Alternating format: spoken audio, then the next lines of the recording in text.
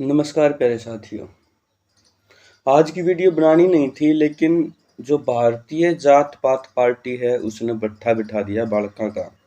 पिछले 4 साल हो गए खून के आंसू रुवाते हुए इन पार्टी को। ये समझ नहीं आ रहा कि भाई आप युवाओं को रोजगार क्यों नहीं दे रहे हो। लोकसभा में 5 सीटें हारने के बाद भी इनको अक्ल नहीं आ रही कि भाई बच्चों की सुन लो, बच्चे बेरोजगार हैं, उन्हें नौकरी दे दो। 60,000 का लॉलीपॉप दे रखा है, 4 साल हो गई। उससे अच्छा 5-5 हजार हर साल करवा देते, वो ठीक था। बालक तैयारी तो कर, जिसने सोच के देखो 18-19 में जिसने तैयारी करनी शुरू करी है उसकी तो 3-4 साल खा गई हैं। उससे अच्छा तो सेंटर के एग्जाम दे दे उम्मीद थे। अगर ये पहली सरकारों की तरह अगर भर्ती नहीं करते तो ठीक था, किसी ने उम्मीद ही नहीं थी। लेकिन उम्मीद लगा के और फिर ऐसे तरह तोड़ना वो बिल्कुल गलत है, जायज है। कि भाई एक बार बार कहते हैं कि भाई कांग्रेस ने 1 लाख नौकरी दी है, हमने ऐसी दी है। तो भाई वो टाइम भी तो देखो, 2014। उस टाइम पर नौकरियां की कदरें कौन थी, पे कमीशन भी बहुत कम था। उस टाइम नौकरी गिना चुना ला गया करता। उस टाइम नौकरियां का इतनी चटबाजी कौन थी, इतनी बेरोजगारी कौन थी। खुद धंधा संपन्न होया करता, खेती संपन्न होया करती। लेकिन अब परिस्थिति बदल चुकी है। अब हरियाणा एक ऐसा प्रदेश है भी जहाँ पे इकोनॉमिक आपको इतनी फ्रीडम नहीं है कि आप अपना बिजनेस डेवलप कर पाओ। एक रोजगार है जहाँ पे मिडिल क्लास पुअर क्लास ऊपर उठ सकती है। लेकिन 4 साल से सिर्फ राशन के थ्रू, बीपीएल स्कीम के थ्रू ऊपर उठाने की कोशिश कर रहे हैं, ना कि रोजगार के थ्रू। जो बच्चे 4 साल हो गए लाइब्रेरी में पढ़े हैं, सुबह जहाँ हैं शाम ना हैं, उन पूछ के देखो एक बार। इनके वोट पड़े 2 जून तई, 1-2 जून तई, और 4 जून में रिजल्ट आ गया कि भाई कौन बनेगा। 2 दिन भी नहीं रुका गया इन पे।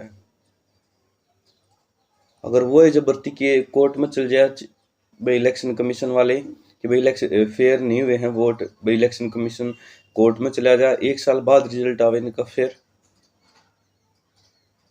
तो ईसा ये बुरा काम करा है। हरियाणा सामाजिक आर्थिक मानदंड के जो 5 अंक थे वो कोर्ट ने खारिज कर दिए थे, अनकॉन्स्टिट्यूशनल थे। सही भी थे भाई, फाइट कौन कर पावे अगर नॉर्मल बच्चा है, पढ़ने बच्चा है। अब क्या हो गया कि भाई सुप्रीम कोर्ट जाने की सोच ली इनने। हाई कोर्ट में 1 साल हो गया, पिछला 1 साल हो गया घुमाते हुए, और अब सुप्रीम कोर्ट में जाने वाले हैं ये।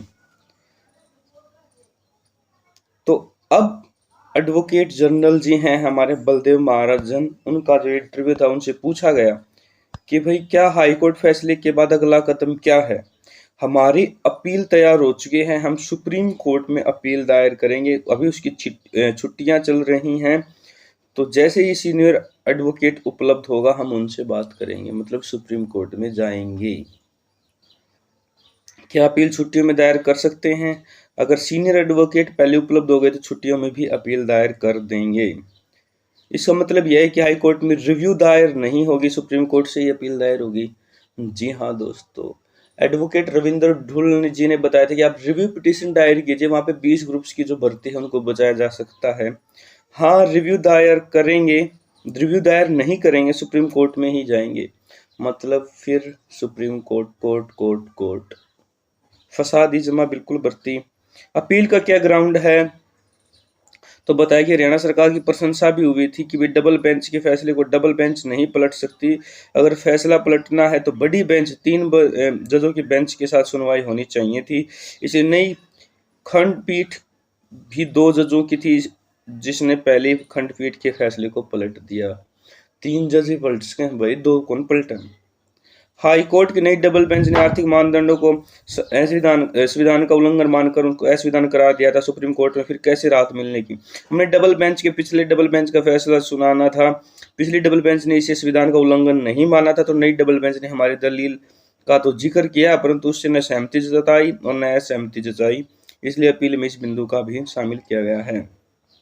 मगर सुप्रीम कोर्ट में तो सुनवाई होने के समय लग सकता है। हाँ, हम सुप्रीम कोर्ट में अपील की पहली सुनवाई पर अंतरिम आदेश का जारी करेंगे, अंतरिम ऑर्डर लेके आएंगे। कि भाई एक बार जो हाई कोर्ट ने फैसला सुनाया उस पर स्टे हो जाए, हम आर्थिक मानदंड के साथ वहां पे भर्ती कर दें, बाद में फिर होता रहेगा सरकार आगे क्या करेगी क्या नहीं, प्रोविजनल ज्वाइनिंग हम दे दें। यानी अगर हाईकोर्ट के फैसले पर रोक लग गई तो अन्यथा हाईकोर्ट के फैसले के अनुसार भर्ती पूरी नहीं कर लेंगे।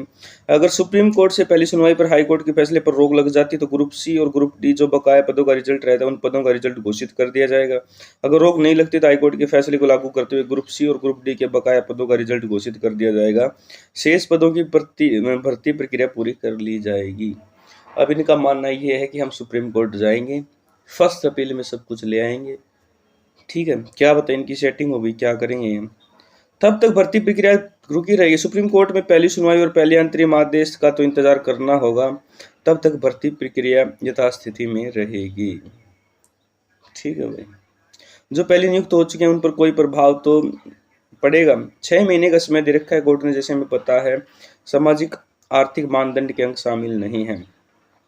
अगर ग्रुप सी और डी के कुछ और रिक्त पदों पर भर्ती होती है तो क्या वह सीईटी के अनुसार होगी? हाँ, नई भर्तियां भी ओल्ड सीईटी के अनुसार ही होंगी।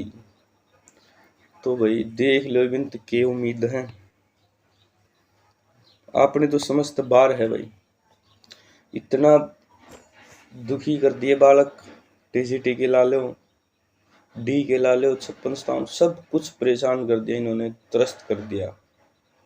और वैसे भी अब की बार ये जाने वाले हैं।